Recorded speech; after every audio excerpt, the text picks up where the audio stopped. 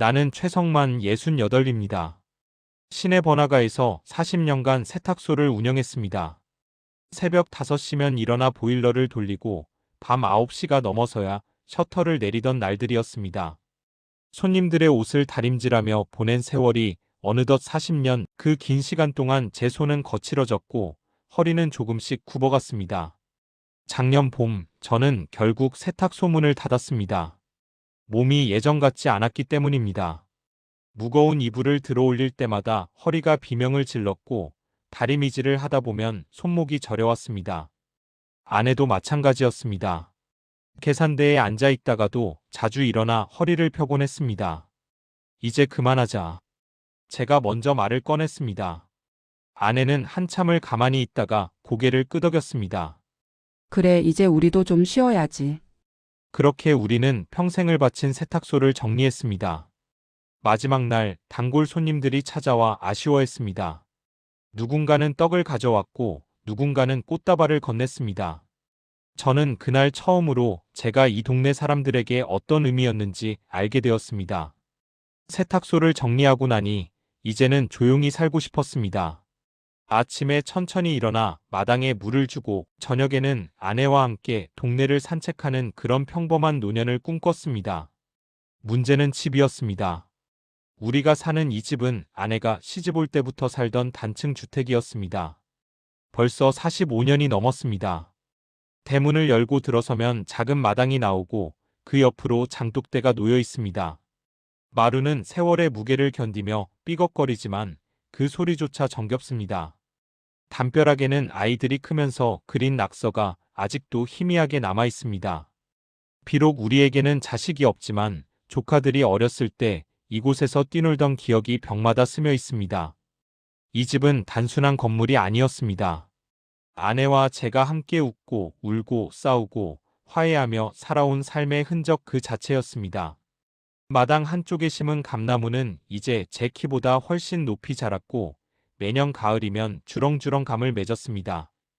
부엌 한쪽 벽에는 아내가 손수 붙인 꽃무늬 벽지가 색이 바래가며 여전히 자리를 지키고 있습니다. 하지만 세월은 집에도 흔적을 남겼습니다. 지붕 기와는 곳곳이 금이 갔고 장마철이면 천장에서 물이 새기 시작했습니다. 화장실 타일은 몇 개가 깨져 있었고 보일러는 자주 말썽을 부렸습니다. 겨울이면 외풍이 심해서 문틈에 신문지를 끼워 넣어야 했습니다. 어느 가을 저녁이었습니다. 아내와 저는 마루에 앉아 차를 마시고 있었습니다. 석양이 마당을 물들이고 감나무 그림자가 길게 늘어져 있었습니다. 아내가 차를 한 모금 마시더니 조용히 말했습니다. 여보, 나중에 우리가 더 아프면 이 집은 누가 지켜줄까? 그 질문에 저는 대답하지 못했습니다. 우리에게는 자식이 없었습니다. 조카들은 모두 서울이나 다른 도시에서 바쁘게 살고 있었습니다. 명절 때나 가끔 얼굴을 볼 뿐이었습니다. 만약 우리가 더 늙어 요양원에라도 가게 된다면 이 집은 텅 빈 채로 남겨질 것이었습니다. 글쎄, 나도 그게 걱정이야.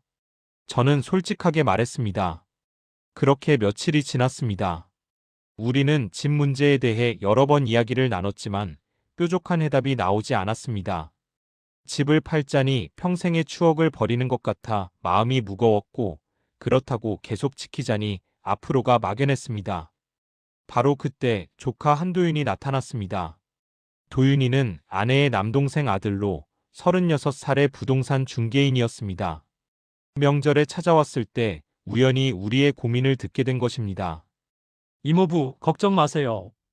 제가 여기 들어와 살면서 다 책임질게요. 도윤이의 목소리는 또렷했고 눈빛은 진지했습니다.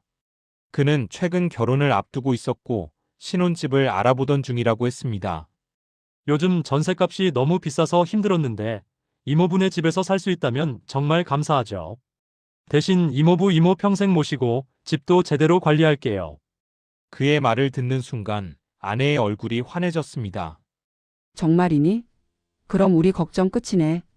저도 마음이 놓였습니다. 믿을 만한 조카가 집을 지켜주겠다니 이보다 좋은 해결책이 어디 있겠습니까? 그날 밤 아내와 저는 오랜만에 편안한 잠을 잤습니다. 도윤이는 그 약속 이후 정말 자주 찾아왔습니다.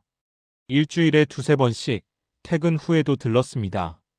이모부, 집 상태 좀 봐야죠. 그러면서 집 이곳저곳을 살폈습니다. 처음에는 정말 고마웠습니다. 오랫동안 방치했던 대문 경첩을 새 것으로 갈아주었고 빗물바지가 막혀있던 것도 깨끗이 뚫어주었습니다. 주말이면 마당에 나와 잡초를 뽑았습니다. 이모, 여기 담쟁이 덩굴이 담벼락을 망가뜨리고 있어요. 정리할게요. 아내는 그런 도윤이를 보며 흐뭇해했습니다. 우리 도윤이가 참 성실하네. 아내가 말하면 저도 고개를 끄덕였습니다. 그러게. 요즘 젊은이들 중에 저렇게 부지런한 애가 드물지. 어느 날 도윤이가 진지한 표정으로 말했습니다. 이모부, 이 집은 절대 팔면 안 됩니다. 저는 고개를 끄덕였습니다. 당연하지. 평생 살던 곳인데. 도윤이는 제 손을 꼭 잡았습니다. 이모 평생 살던 곳이잖아요. 제가 꼭 지켜드릴게요. 그 말에 우리는 완전히 마음을 놓았습니다. 그리고 얼마 후 도윤이가 조심스럽게 제안했습니다. 이모부, 집 명의를 공동명의로 바꾸는 게 어떨까요? 저는 이유를 물었습니다. 왜 그래야 하는데? 도윤이는 차분히 설명했습니다. 제가 여기 살면서 집을 수리하고 관리하려면 명의가 있어야 은행 대출도 받을 수 있고 리모델링 허가도 쉽게 받거든요. 그냥 관리만 편하게 하려는 거예요. 소유권은 당연히 이모부 것이고요. 그 말이 합리적으로 들렸습니다. 저는 아내와 상의했습니다. 어떻게 생각해? 아내는 망설임 없이 대답했습니다. 도윤이를 믿어야지. 그 애가 우릴 속이겠어? 우리는 도윤이와 함께 법무사 사무실로 갔습니다. 두툼한 서류 뭉치를 앞에 두고 법무사가 설명했습니다. 공동명의로 등기하시면 두 분이 공동소유자가 됩니다. 저는 잘 이해가 되지 않았지만 도윤이가 옆에서 말했습니다. 걱정 마세요. 형식적인 절차일 뿐이에요. 서류에 도장을 찍던 날 아내는 오랜만에 환하게 웃었습니다. 이제 마음이 놓인다. 우리가 아파도 도윤이가 있으니까. 저도 그 웃음을 보며 안심했습니다. 그날 저녁 도윤이는 우리를 위해 삼겹살을 구워주었습니다. 이모부, 이모, 앞으로 제가 잘할게요. 이 집 평생 지킬게요. 우리는 그 말을 믿었습니다. 아니, 믿고 싶었습니다. 그 웃음이 그렇게 오래 갈 줄 알았습니다. 그때는 정말 몰랐습니다. 사람의 말이 얼마나 가벼워질 수 있는지를. 공동명의로 바꾼 지 석 달쯤 지났을 때였습니다. 도윤이의 방문 횟수가 눈에 띄게 줄어들었습니다. 일주일에 두세 번씩 오던 발걸음이 한 달에 한두 번으로 뜸해졌습니다. 도윤이 요즘 바쁜가 봐. 아내가 말했습니다. 저도 그러려니 했습니다. 부동산 일이 원래 바쁘잖아. 이해해야지. 그런데 이상한 일들이 하나둘씩 생기기 시작했습니다. 어느 날 오후 낯선 남자 두 명이 대문을 열고 들어왔습니다. 안녕하세요. 집 좀 둘러봐도 될까요? 저는 당황했습니다. 누구신데요? 그때 뒤늦게 도윤이가 나타났습니다. 아, 이모부 깜짝 놀라셨죠? 인테리어 상담 손님이에요. 제가 부동산 일하다 보니까 가끔 이런 분들께 집 구조 참고용으로 보여드리거든요. 그는 태연했습니다. 잠깐 둘러보고 갈 거예요. 저는 뭔가 이상했지만 아무 말도 하지 못했습니다. 손님들은 집 안을 꼼꼼히 살펴보고 갔습니다. 마당을 재고 방 크기를 확인하고 심지어 사진까지 찍었습니다. 그 일이 있고 나서 비슷한 일이 몇 번 더 있었습니다. 매번 도윤이는 같은 말을 했습니다. 참고용이에요. 인테리어 업체 직원이에요. 건축 공부하는 학생들이에요. 그러던 어느 날이었습니다. 아내가 마당에 빨래를 널다가 제게 급히 달려왔습니다. 여보, 이것 좀 봐. 아내의 손은 떨리고 있었습니다. 대문 옆 벽에 작은 스티커가 붙어 있었습니다. 노란색 바탕에 검은 글씨로 이렇게 적혀 있었습니다. 매물 검토 중 한도윤 부동산. 아내는 그 글자를 보고 한참을 서 있었습니다. 손에 든 빨래 집게가 바닥에 떨어졌습니다. 성만 씨, 이게 무슨 말이야? 아내의 목소리가 떨렸습니다. 저도 그 글자 앞에서 얼어붙었습니다. 매물 검토 중. 그 의미를 모를 리 없었습니다. 우리 집을 팔려고 한다는 뜻이었습니다. 아니야, 뭔가 오해일 거야. 저는 애써 진정하려 했습니다. 하지만 아내는 고개를 저었습니다. 오해?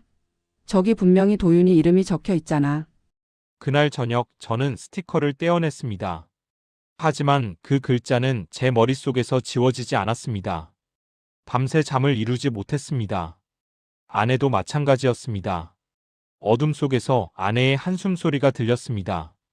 다음 날 아침 우리는 일찍 일어나 마당을 다시 살폈습니다. 그리고 발견했습니다. 담벼락 뒤쪽에도 같은 스티커가 하나 더 붙어 있었습니다. 나는 대답하지 못했습니다. 아니, 대답하고 싶지 않았습니다. 이미 마음속으로는 알고 있었으니까요. 우리가 믿었던 그 약속이 얼마나 허무한 것이었는지를. 저는 더 이상 참을 수 없었습니다. 그날 밤 도윤이에게 전화를 걸었습니다. 도윤아, 당장 집으로 와라. 목소리를 가라앉히려 했지만 떨림을 감출 수 없었습니다. 도윤이는 다음 날 저녁에야 왔습니다. 평소처럼 밝은 표정이었습니다. 이모부, 무슨 일이세요? 저는 스티커 사진을 보여주었습니다. 이게 뭐냐? 도윤이는 잠시 당황하는 듯 했지만 곧 태연한 표정으로 돌아왔습니다. 아, 그거요? 제가 붙인 거 맞아요. 저는 목소리를 높였습니다. 집 판다는 소리야? 도윤이는 소파에 편하게 앉으며 말했습니다. 이모부, 진정하세요. 아직 확정은 아니에요. 그는 가방에서 서류 몇 장을 꺼냈습니다. 근데 요즘 이 동네 집값이 진짜 많이 올랐거든요. 한 평에 1,000만 원 넘게 나가요. 저는 그의 말을 끊었습니다. 그래서 우리 집을 팔겠다는 거야? 도윤이는 한숨을 쉬었습니다. 팔면 안 되나요? 공동명의잖아요. 저도 소유자예요. 그 순간 머리가 멍해졌습니다. 공동명의. 그때 법무사 사무실에서 도윤이가 했던 말이 떠올랐습니다. 관리만 편하게 하려고요. 형식적인 절차일 뿐이에요. 아내가 떨리는 목소리로 물었습니다. 도윤아, 네가 뭐라고 했어? 이 집 평생 지키겠다고 했잖아. 도윤이는 손을 내저었습니다. 그건 그때 얘기고요. 상황이 바뀌었어요. 무슨 상황이 바뀌었는데? 제가 물었습니다. 도윤이는 서류를 펼쳐 보이며 설명했습니다. 이 집 팔면 최소 5억은 받을 수 있어요. 반씩 나누면 이모부도 2억 5천, 저도 2억 5천. 나쁘지 않잖아요? 저는 그제야 깨달았습니다. 이 사람이 지키겠다고 한 건 집이 아니었다는 걸. 집값이었다는 걸. 아니, 정확히는 자기 몫의 돈이었다는 걸. 도윤아, 우리한테 이 집은 돈이 아니야. 제가 말했습니다. 45년을 산 집이야. 내 이모가 시집와서 평생 살던 곳이고. 도윤이는 고개를 저었습니다. 감정적으로 생각하시면 안 되죠. 이모부, 이모도 나이 드셨잖아요. 이 낡은 집에서 계속 사시는 것보다 돈 받아서 좋은 노인주택 들어가시는 게 낫지 않아요? 아내가 울먹이며 말했습니다. 우린 여기서 살고 싶어. 이 집이 좋아. 도윤이는 차갑게 말했습니다. 그건 이모 생각이고 저는 제 권리를 행사하고 싶어요. 공동명의자로서. 그날 밤 아내는 처음으로 울며 말했습니다. 내가 잘못했어. 말을 믿은 게 잘못이었어. 아내의 눈물을 보며 저도 주먹을 쥐었습니다. 우리는 그날 밤 잠을 이루지 못했습니다. 창밖으로 보이는 감나무, 마당의 장독대, 낡은 마루. 모든 것이 눈에 밟혔습니다. 이 모든 걸 잃을 수도 있다는 생각에 가슴이 무너져 내렸습니다. 다음 날 아침 저는 결심했습니다. 동네 법률 상담소를 찾아갔습니다. 번호표를 뽑고 1시간을 기다렸습니다. 손은 계속 떨렸습니다. 어르신 들어오세요. 젊은 변호사가 저를 맞았습니다. 저는 떨리는 목소리로 상황을 설명했습니다. 공동명의로 바꾼 것, 도윤이가 집을 팔려고 하는 것, 모든 걸 털어놓았습니다. 변호사는 한숨을 쉬었습니다. 어르신 공동명의의 의미를 아셨어야 했는데요. 그는 천천히 설명했습니다. 공동명의는 두 분 모두가 소유자라는 뜻입니다. 한 사람이 팔고 싶다고 하면 법적으로 막기가 쉽지 않습니다. 제 가슴이 철렁 내려앉았습니다. 그럼 우리가 살던 집을 빼앗긴다는 말입니까? 그 변호사는 고개를 저었습니다. 완전히 막을 수는 없어도 시간을 벌 수는 있습니다. 우선 거주권을 주장하실 수 있고 공유물 분할 소송에 대응하시면 됩니다. 저는 잘 이해되지 않았습니다. 쉽게 말씀해 주시겠습니까? 그 변호사는 친절하게 설명했습니다. 축하분이 법원에 집을 팔자고 소송을 걸 겁니다. 그러면 어르신은 여기 계속 살아야 할 이유를 법원에 말씀하시면 됩니다. 시간이 걸리긴 하지만 최소한 몇 년은 버티실 수 있습니다. 집으로 돌아와 아내에게 말했습니다. 싸워야 할 것 같아. 아내는 걱정스러운 얼굴로 물었습니다. 이길 수 있을까? 저는 솔직하게 대답했습니다. 모르겠어. 하지만 가만히 당할 수는 없잖아. 그날 이후 저는 집을 손보기 시작했습니다. 비가 새던 지붕에 깨진 기와를 직접 갈았습니다. 68의 몸으로 사다리를 오르는 게 쉽지 않았지만 이를 악물고 했습니다. 무너져 내리던 담장도 다시 쌓았습니다. 시멘트를 반죽하고 벽돌을 하나씩 올렸습니다. 허리가 아팠지만 멈추지 않았습니다. 마당에 잡초를 뽑고 녹슨 대문도 새로 칠했습니다. 일주일쯤 지났을 때 도윤이가 다시 찾아왔습니다. 집이 깨끗해진 걸 보고 의아한 표정으로 물었습니다. 왜 이러세요? 어차피 팔 집인데.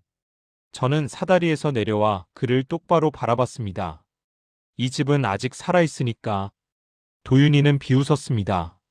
집이 무슨 생물도 아니고 살아있다니요. 저는 조용히 말했습니다. 너한테는 그냥 건물일지 몰라도 우리한테는 숨쉬는 집이야. 내 이모가 신부 때 들어온 집이고 내가 40년 넘게 아침마다 대문을 열던 집이야. 도윤이는 더 이상 말하지 않고 돌아갔습니다. 저는 다시 사다리를 올라 기와를 고쳤습니다. 손에 물집이 잡히고 팔이 저렸지만 계속했습니다. 아내가 마당에서 물을 떠왔습니다. 여보 좀 쉬어요. 저는 물을 마시며 말했습니다. 괜찮아. 우리 집 지키는 일인데. 아내도 옆에서 담장을 닦기 시작했습니다. 우리는 그렇게 매일 집을 가꿨습니다. 늙은 몸이지만 포기할 수 없었습니다. 한 달쯤 지났을 때 도윤이가 다시 찾아왔습니다. 이번에는 평소와 달리 정장 차림이었습니다. 손에는 서류 가방을 들고 있었습니다. 이모부, 이모, 잠깐 얘기 좀 할게요. 우리는 마루에 마주 앉았습니다. 도윤이는 가방에서 서류를 꺼냈습니다. 공유물 분할 소송 준비하고 있어요. 다음 주에 법원에 제출할 겁니다. 아내가 떨리는 목소리로 물었습니다. 도윤아 꼭 이래야 하니? 도윤이는 서류를 정리하며 대답했습니다. 이모, 저도 살아야죠. 결혼도 했고 애도 생겼어요. 저는 놀라서 물었습니다. 애가 생겼다고? 도윤이는 고개를 끄덕였습니다. 네, 아내가 임신했어요. 그래서 돈이 더 필요해요. 어느 주말 오후였습니다. 도윤이가 또 찾아왔습니다. 이번에는 혼자가 아니었습니다. 임신한 아내를 데려왔습니다. 인사드려요. 저 도윤이 아내예요. 우리는 어색하게 인사를 나눴습니다. 도윤이는 소파에 앉으며 말했습니다. 오늘은 솔직하게 다 말씀드리려고 왔어요. 그는 심호흡을 하고 말했습니다. 이모부, 솔직히 말할게요. 처음부터 이 집 팔 생각이었어요. 그 말에 아내가 숨을 삼켰습니다. 저는 주먹을 쥐었습니다. 도윤이는 계속 말했습니다. 이 집 팔아서 제 사업 자금으로 쓰려고 했어요. 부동산 사무실 내려고요. 지금 월세 내면서 하는데 제 사무실 있으면 훨씬 유리하거든요. 그래서 우릴 속인 거야? 제가 물었습니다. 도윤이는 고개를 저었습니다. 속인 건 아니에요. 그냥 서로 필요한 거였죠. 이모부는 집 관리해줄 사람이 필요했고 전집 지분이 필요했고 아내가 울먹이며 말했습니다. 우린 너를 믿었어. 평생 지켜주겠다고 했잖아. 도윤이의 아내가 끼어들었습니다. 어머님, 저희도 살아야 해요. 애도 낳아야 하고. 저는 그때 깨달았습니다. 이 사람들에게 우리는 그냥 걸림돌일 뿐이라는 걸, 빨리 치워야 할 장애물이라는 걸. 그날 이후 나는 정이 떨어졌습니다. 화가 나지도 않았습니다. 대신 마음이 차가워졌습니다. 저는 조용히 말했습니다. 도윤아, 사람이 집을 이용할 순 있어도 추억을 담보로 쓰진 마라. 도윤이는 어이없다는 표정을 지었습니다. 추억이 뭐 먹여줘요? 현실을 보세요. 저는 천천히 일어났습니다. 나가거라. 다시는 이 집에 발 들이지 마라. 도윤이는 비웃으며 일어났습니다. 어차피 법원에서 봐요. 제가 이길 겁니다. 그는 아내의 손을 잡고 나갔습니다. 대문이 쾅 닫혔습니다. 아내가 제 손을 잡았습니다. 어떻게 여보? 저는 아내의 손을 꼭 쥐었습니다. 괜찮아. 우리도 싸울 거야. 그날 이후 우리는 본격적으로 법적 절차를 밟았습니다. 변호사를 정식으로 선임했습니다. 비용이 만만치 않았지만 세탁소 폐업할 때 모아둔 돈을 썼습니다. 느리고 고된 길이었습니다. 법원에 제출할 서류를 준비하고 증거 자료를 모았습니다. 45년간 이 집에서 살았다는 증거들, 전기요금 고지서, 수도요금 영수증, 동네 이웃들의 증언서. 저는 매일 밤 서류를 정리했습니다. 아내는 옆에서 옛날 사진을 꺼내 정리했습니다. 이것 봐요. 도윤이가 돌 때 찍은 사진이에요. 사진 속 도윤이는 환하게 웃고 있었습니다. 법정 싸움은 2년 가까이 걸렸습니다. 그 시간 동안 우리는 늙었습니다. 아내의 머리는 더 하얘졌고 제 허리는 더 굽었습니다. 하지만 포기하지 않았습니다. 법원은 결국 우리 손을 들어주었습니다. 거주권을 인정한다는 판결이었습니다. 원고 최성만 조금내는 해당 주택에서 45년간 거주하였으며 고령으로 인해 이주가 어려운 점을 고려하여 종신 거주권을 인정한다. 판결문을 받아든 날 아내는 법원 복도에서 주저앉아 울었습니다. 우리 집을 지켰어요, 여보. 저도 눈시울이 뜨거워졌습니다. 물론 완전한 승리는 아니었습니다. 도윤이의 지분은 여전히 남아 있었습니다. 하지만 우리가 살아있는 동안은 이 집을 팔 수 없게 되었습니다. 그것만으로도 충분했습니다. 지금도 우리는 그 집에 삽니다. 도윤이는 판결 이후 연락이 없습니다. 명절에도 오지 않습니다. 가끔 동네에서 마주친다는 소문을 들었지만 서로 모른 척합니다. 아내는 요즘 마당에 앉아 있는 시간이 많아졌습니다. 감나무를 바라보며 말합니다. 집이 남아서 다행이야. 저는 옆에 앉아 차를 마시며 대답합니다. 아니, 금래야. 집이 남아서가 아니야. 아내가 고개를 돌립니다. 그럼 뭐가 남아서? 저는 감나무를 바라보며 말합니다. 말이 남아서야. 아내가 의아한 표정을 짓습니다. 저는 천천히 설명합니다. 도윤이가 했던 말 기억해? 평생 지켜드릴게요. 그 말이 거짓이었다는 게 남았어. 그래서 우리가 더 조심하게 됐잖아. 아내는 고개를 끄덕입니다. 그래, 이제 함부로 믿지 않게 됐지. 저는 씁쓸하게 웃습니다. 그게 슬픈 일이긴 한데 필요한 일이기도 해. 요즘 동네 어르신들이 가끔 찾아옵니다. 비슷한 일을 겪었거나 겪을까봐 걱정하는 분들입니다. 최 선생님은 어떻게 하셨어요? 그러면 저는 차를 대접하며 우리 이야기를 들려줍니다. 공동명의는 신중하게 하세요. 아무리 가까운 사람이라도요. 말만 믿지 마시고 서류를 꼼꼼히 보세요. 그리고 포기하지 마세요. 늙었다고 약한 게 아니니까요. 어르신들은 고개를 끄덕이며 돌아갑니다. 저는 그분들의 뒷모습을 보며 생각합니다. 우리의 경험이 누군가에게는 도움이 될 수 있겠구나. 저녁이면 아내와 마루에 앉아 차를 마십니다. 석양이 마당을 물들입니다. 감나무 그림자가 길게 늘어집니다. 이 풍경을 2년 전에는 잃을 뻔했습니다. 여보, 우리 얼마나 더 여기 살 수 있을까? 아내가 묻습니다. 저는 아내의 손을 잡습니다. 하루하루 사는 거지. 내일 일은 내일 걱정하고. 이 이야기를 듣는 분들께 묻고 싶습니다. 여러분은 누군가의 책임지겠다는 말 어디까지 믿을 수 있겠습니까? 나이 들수록 배우는 게 있습니다. 집보다 돈보다 사람의 말 한마디가 더 무겁다는 것.